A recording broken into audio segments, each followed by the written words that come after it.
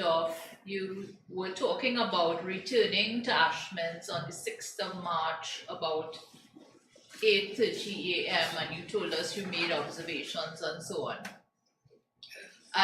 After that, did you attempt to get in touch with the CEO and the returning officer? I did. Were you successful? I was not. No one answered their phone. Did you eventually get into the building? No, I did not. Well, how long did you wait outside? Having arrived there about 8:30, I left there just after 12, so it would have been in excess of 3 hours. And I have to ask you this again, just for completeness. You were wearing your identification, that you were a GCOM commissioner. The badge that I described earlier on, I had it on a lanyard around my neck. While you were kept outside of the building by the police ranks, did you see any GCOM official? I did. Who did you see? There were several clerks and drivers, clerks who I saw working previously with returning officer Mingo, and drivers attached to GCOM and GCOM vehicles traversing in and out the rear entrance of the GCOM building, of the Ashman's building. So these persons had access to the building and you as the commissioner did not? Correct.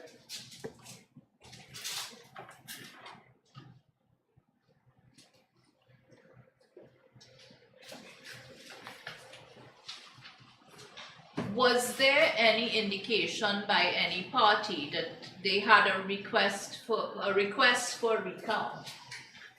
Yes, while there. Yes. While there, I observed Charles Ramson, Jr., counting agent of the People's Progressive Party Civic. I saw Mr. Lennox Schumann, the presidential candidate of the Liberty and Justice Party, and I also saw Mr. Nigel Hines, a representative of the Change Guyana Party, present. May I, Mr. Dunbar, when we're speaking here of the 6th of March. The 6th of March, yes. Yes. You said at about 8:30 you returned to the Ashman's building. Yes, sir. And you went there in the event of any party wishing a recount. Yes, sir. Now, that was something that ought reasonably to have been anticipated by any GCOM commission. Yes, sir. The possibility of a recount. It was catered for in law. So we were. It ought to have been, it could have been anticipated given the fact that it was provided for by law. It was something any GCOM commissioner could have anticipated. Yes, sir. But the building was locked. Tightly so. Are you aware that GCOM took a decision to secure that building and to lock its commissioners out? The commission took no such decision, sir. Thank you. So in fact, when you were not the only commissioner there that morning. Commissioner Robeson Ben was also there. He was. And had he too been excluded from the building? Yes, he was. Shortly before midday, did anyone from GCOM come to where people were gathered outside the building?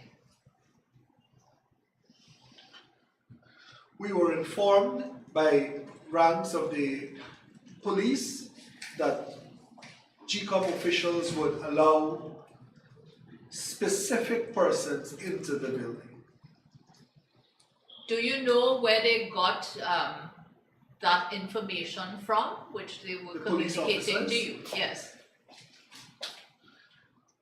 I believe that someone of the GCOM officials communicated that to the police because we saw them speaking to each other before the police spoke to us. When you say GCOM officials, what do you mean? The CEO, DCO, who? One of the clerks that I referred to earlier, who was working with Mr. Mingo. You know, Mr. Bernard, you can't be sure that that was what the clerk was conveying to the police. That is true. That is true, Chair. Right. But, you know, Mr. Gunraj, let me ask you this. A GCOM staff member told you that GCOM will accept requests for a recount. Can you show the gentleman paragraph 45 of his statement? He's at a disadvantage because there is so much information in his statement. If the commission has no objection, might he just keep it on? He should. I don't have a problem Because with that, yeah. instead of us It's his having to statement. pass it all the time, and he could just put it down and Thank refer to it. Clearly. 45.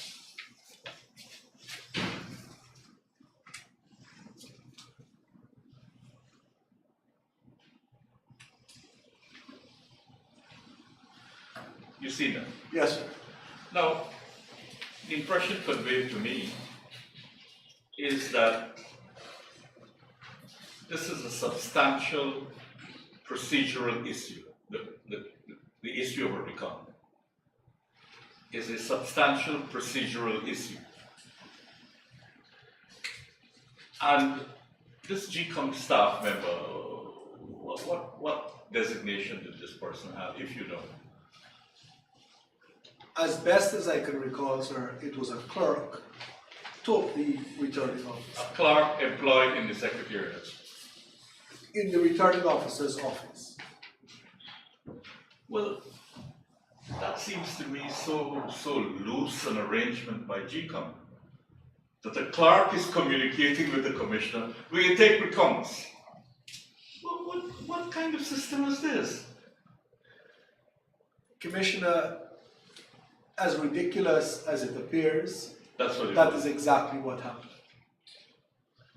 Okay.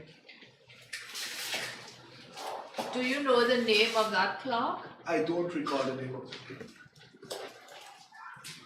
But do you accept that what you say in paragraph 45 is correct? That just before midday, a GCOM staff member informed you and others there that GCOM will accept requests for recount? That is so.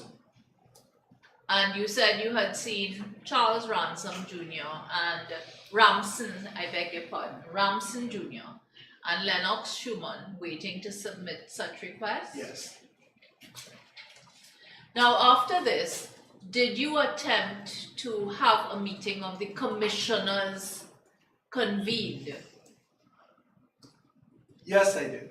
And did you have any success with that? No, I did not. Well, can you expand a little bit? Tell us how this attempt was effective. So, Commissioner, a commission meeting can only be summoned by the chairman.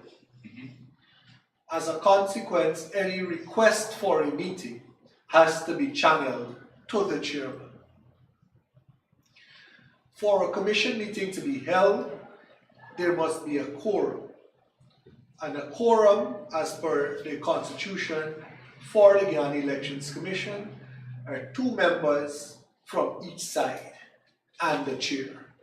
So a minimum of 5 persons being present to form a quorum for the meeting.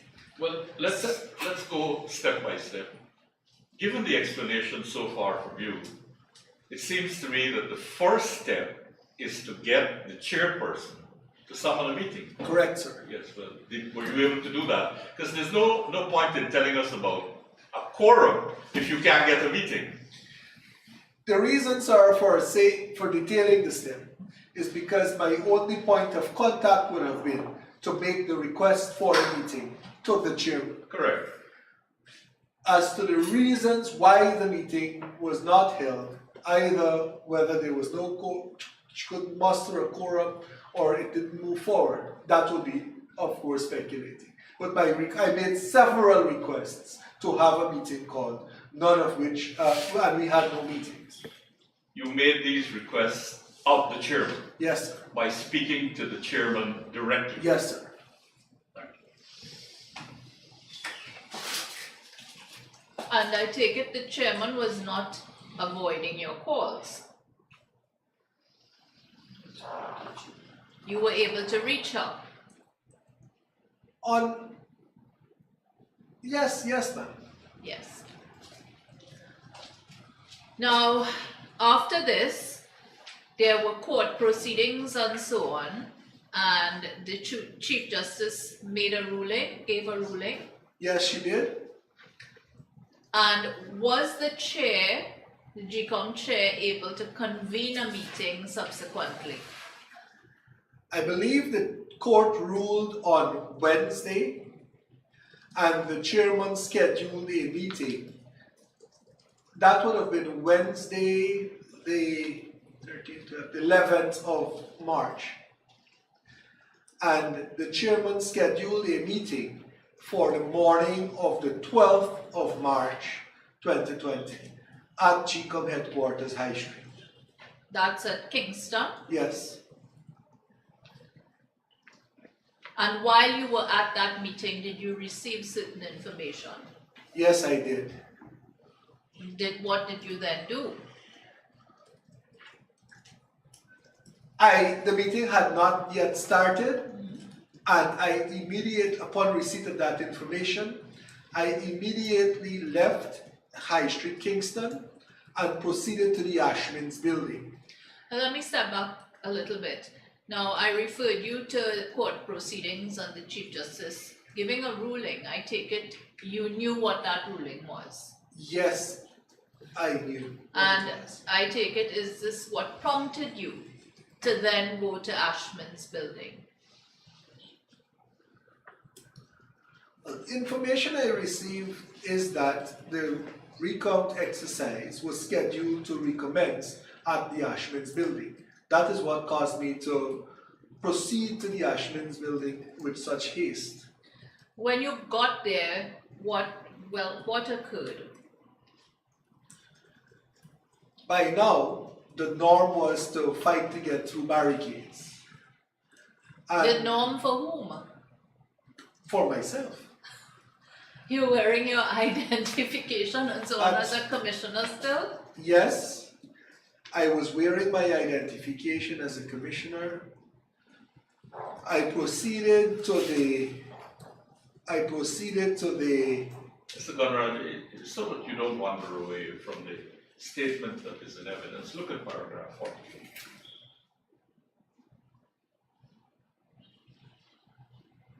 Yes. The narrative would flow smoothly if you stay with what you have. Guided, sir. So I proceeded. What had become the norm was to fight to get through barricades. A GCOM staffer who at that point, I don't recall his name up to today, and I wish I did, was waving a list of who, the source of that list I am not aware of, but of persons who could and could not, first of all, pass the barricades and then enter the building.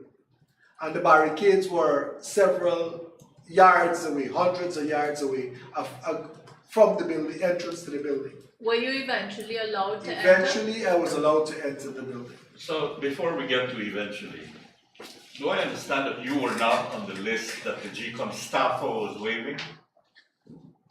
I don't know whether I was on the list, but Did the police allow you to enter? The police did not allow me to enter, and it was only after an exchange between myself, the police, and this GCOM staffer that I was allowed to pass the barricades.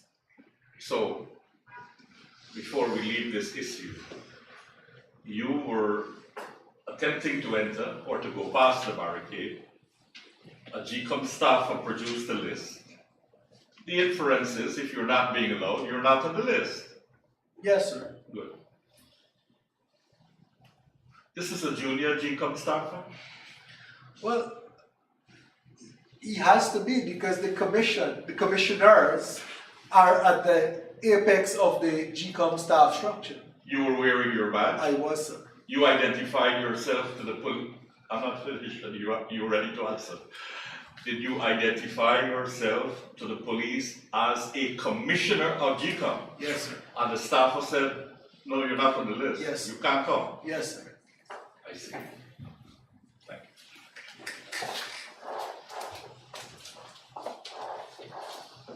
When you were eventually allowed to enter and you got into Ashman's building, did you see the CEO first of all? No, I did not. Did you see the DCEO? I did. And did you see the returning officer? I did. Tell me very briefly what was happening. The meeting, there were chairs set up in the tabulation room, the RO's office, in an entirely different configuration than was previously there. The documents that this is the first time I'm going back into this room since I was put out. Yes. None of the documents that I last saw there was in the room. And there were several party agents who were questioning the process that will be employed and were making requests in keeping with the ruling of the Chief Justice in relation to the procedure that ought to be followed. So party agents were asking questions of whom? Of the returning officer. And was he responding to these questions? The first or second questions he responded to, and then there came a point in time when he refused to engage further or answer any more questions, and in fact called off the process. Okay. When he called it off, did he give an indication as to when it would resume? He said that the relevant parties, the relevant persons, will be notified as to when it will be resumed. Is it correct, sir, that the next day the process resumed at Ashman's building? It did. Were you there when it resumed? I was.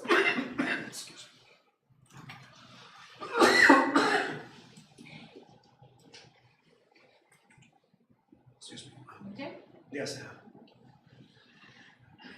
And which part of Ashman's building it resumed in? It was not in the tabulation room. It was in a different part of the ground floor that was previously earmarked as the media center. We had agreed earlier that the law says that the verification process involves comparison of SOPs with SOPs. Was that happening? No, it was not. And was the RO conducting the process? Well, was he engaged in a process? Yes, he was. And that process did not include the verification of SOPs with SOPs? Correct. And Mr. Gunrad, that process that Ms. Choate is inquiring about, verification of SOPs from SOPs, was that part of the reasoning, or rather a recommendation of the Chief Justice in the decision you told us about just now? Yes, it was, sir. Yeah. While you were there, did you see a marshal of the court? I did. And what happened? A marshal of the court attempted to serve documents on the returning officer. Was the marshal successful in so doing? Eventually. Prior to successfully doing so, he was prevented from even entering the area and accessing the returning officer upon whom he had to serve the document. Well, how do you know that?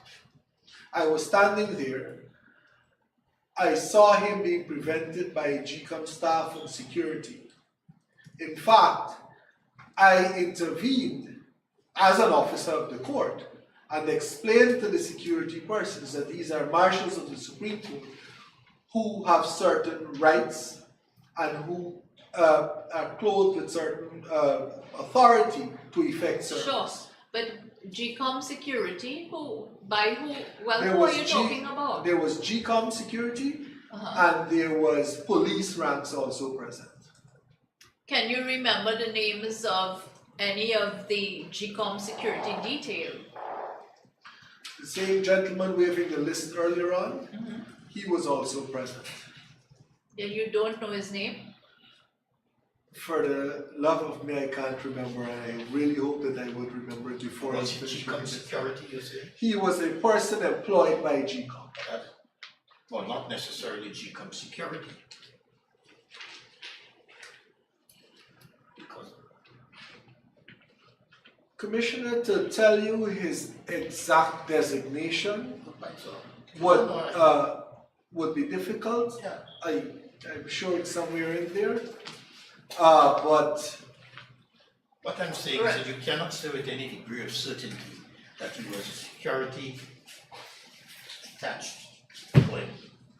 employed with GCOM. You cannot say that. I can say with certainty that he was not employed as a security person. Alright, fine. Okay. When the RO was served and you realized that he was being summoned to court, did you also go to court? I did. You attended the court hearing I did. and you knew what took place at the proceedings. Yes, I do.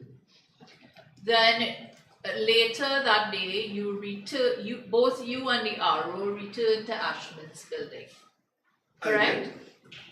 And when you got there, can you tell us what, if anything, the RO said to the persons there?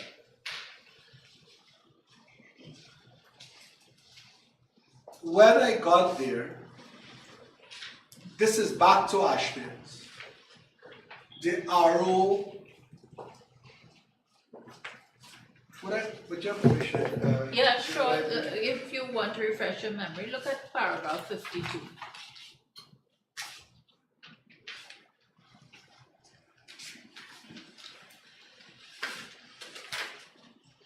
Yes.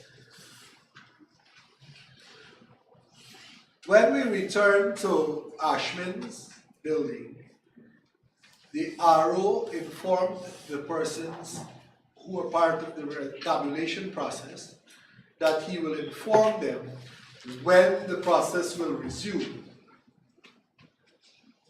And did you later receive notification of when that process would be resumed?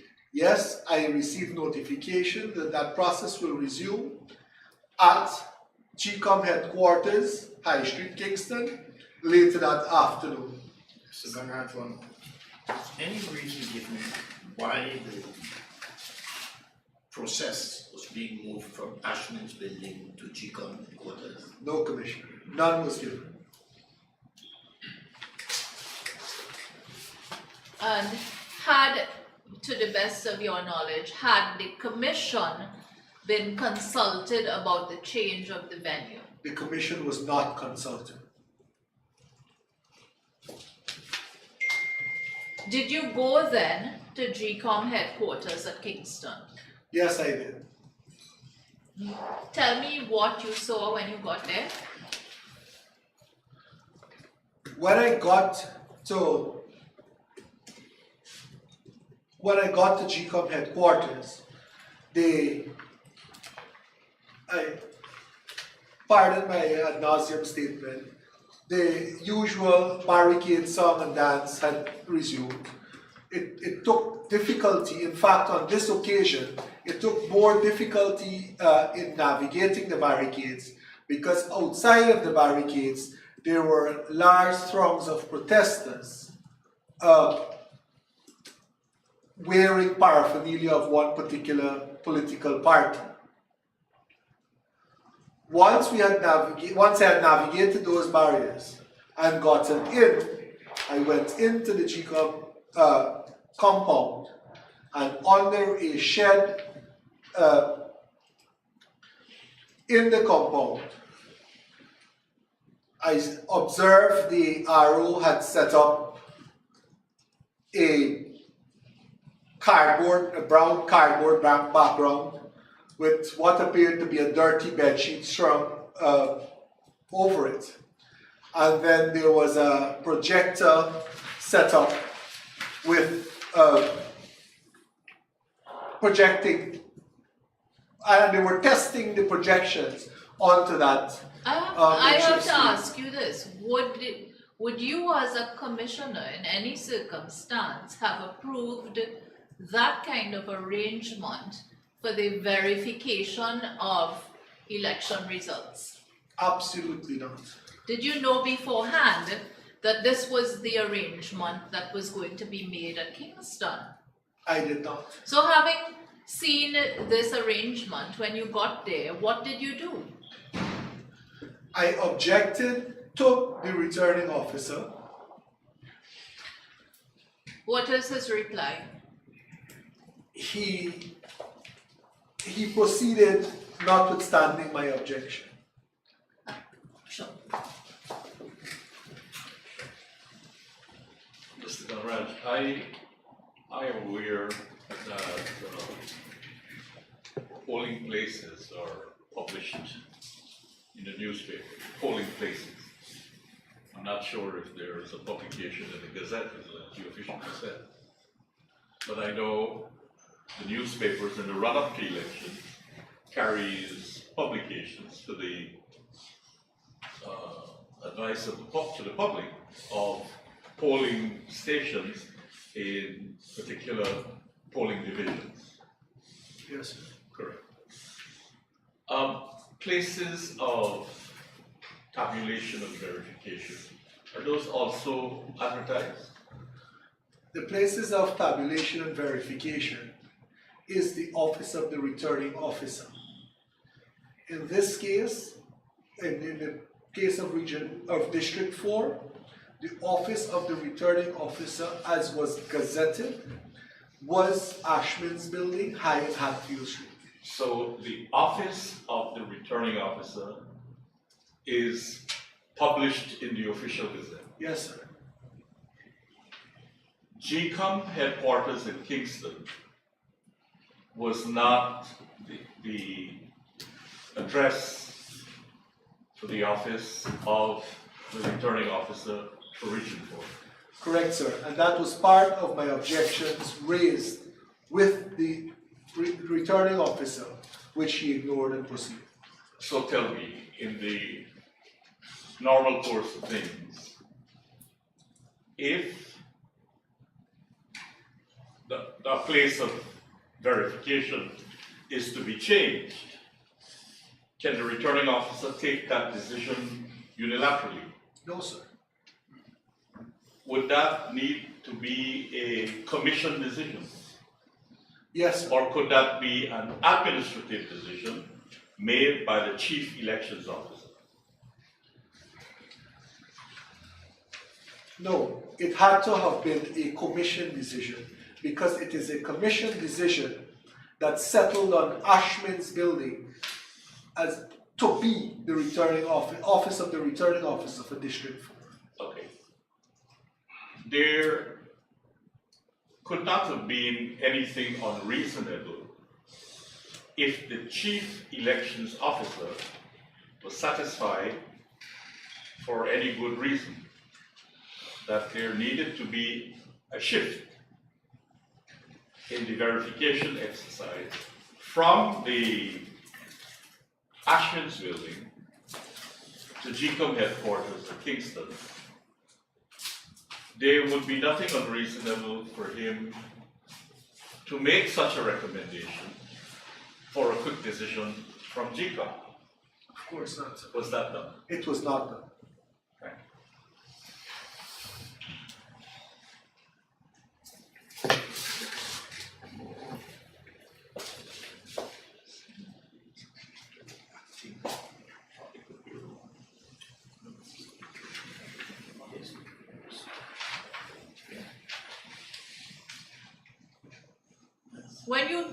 Well, you said you protested to the RO. Did he take you on at all? No, he did not. He proceeded. And was there any other commissioner there?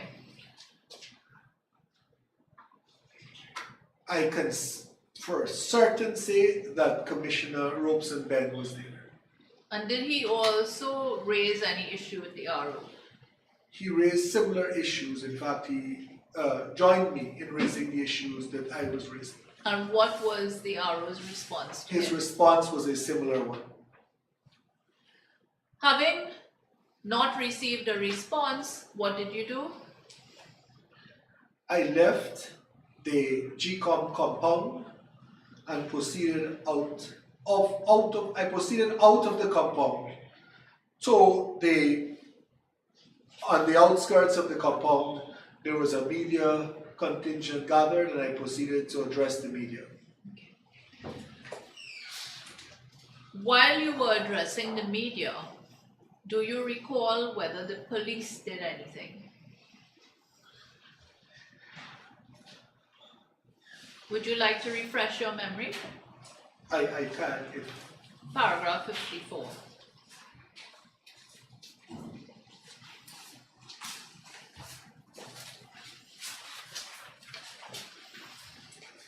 thank you.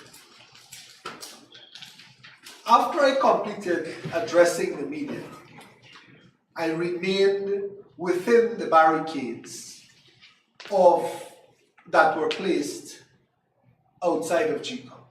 There was one barricade at High and Barak Streets at one corner, and then there were barricades at High and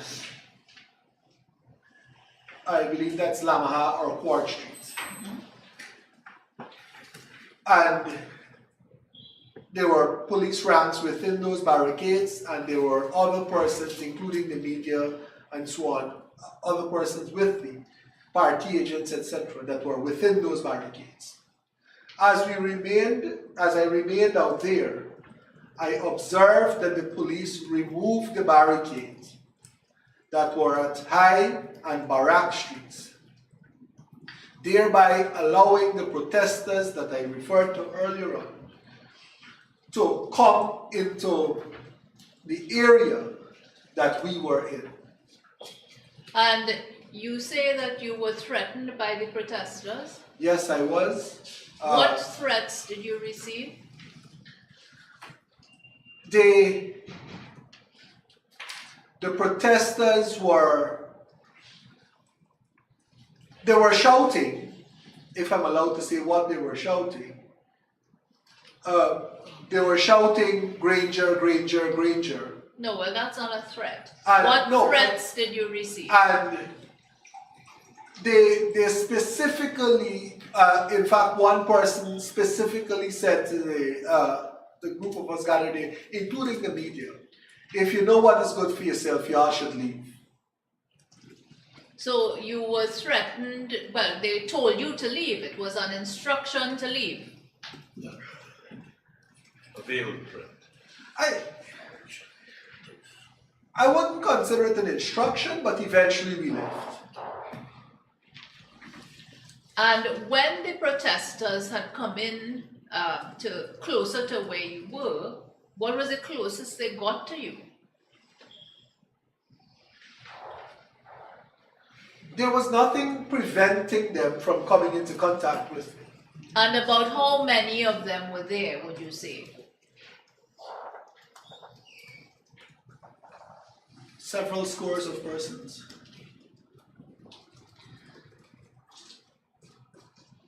You left, and did you return to the building sometime later? I returned sometime later that evening. Okay. Now I want to ask you, are you familiar? Sorry.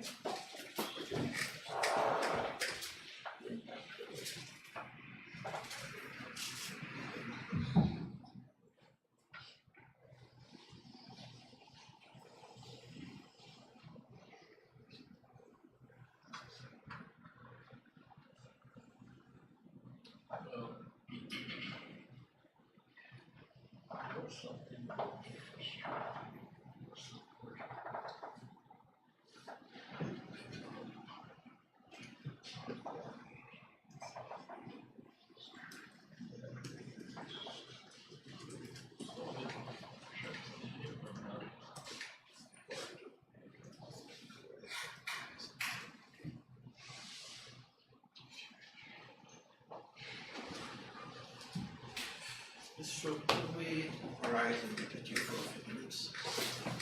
Certainly.